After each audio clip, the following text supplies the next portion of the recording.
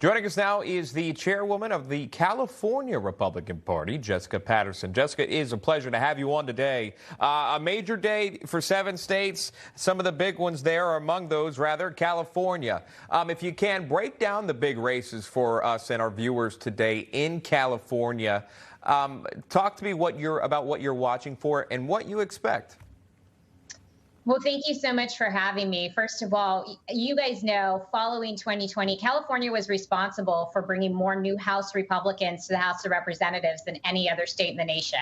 So, of course, protecting those 4 seats are going to be critical. A couple of our members have primary opponents, so we'll be watching that, but we think we'll get along just fine. Following redistricting, we have actually 5 new opportunities to bring new Republicans to the House of Representatives. So we will be watching those races to see who are candidates that are getting through the primary and will be challenging Democrats come November.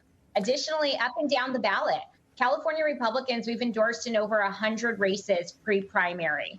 And we've been training candidates at all levels of government, from local school board races all the way up to congressional seats.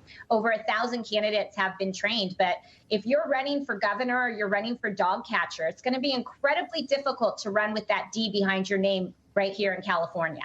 Interesting, as a state that has always traditionally been blue, CNN has put out this headline saying California is about to experience a political earthquake, and here's why.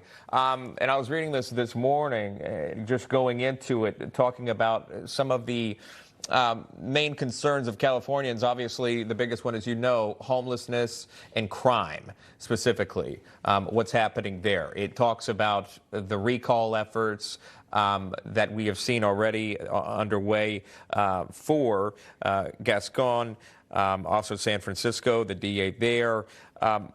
What do you expect here? And when you see something like that, elaborate on that. What could happen in California? What voters are really looking for? So I believe that California is truly at a turning point right now. And we've seen poll after poll the issues that matter most to Californians. Affordability. You talked about gas prices and the national gas price. Today, we reached another record high in California, $6.37 per gallon of gasoline. That's $1.50 more than the national average. When you talk about the housing crisis, homelessness, we continue to throw money at the problem, and California Democrats have failed on every single one of those points. When we talk about education, it is a 50% chance whether or not your child will be reading at grade level. Less than 50% of our students are reading at grade level. It's less than a third when it comes to math and science. They failed our children. And then when you talk about crime, we had a holiday season that was covered with smash and grabs. We just a few weeks ago had a mass shooting just blocks away from the Capitol, right outside the California Republican Party, where we had a bullet inside our glass. This is not a safe place where people feel comfortable to live. We see people leaving every day. The ones that want to stay and fight know that we need change if we're going to be able to have good lives here in California. A lot to possibly be changed in San Francisco and Los Angeles County, LA mayor. I'm curious to know if today's outcome, in your opinion, serves really on as a referendum on Governor Gavin Newsom or President Biden and his low approval numbers and his very low approval on specifically the economy, as recently put out by ABC News Ipsos.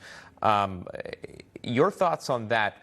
Could this be a referendum on who's already in office at this point?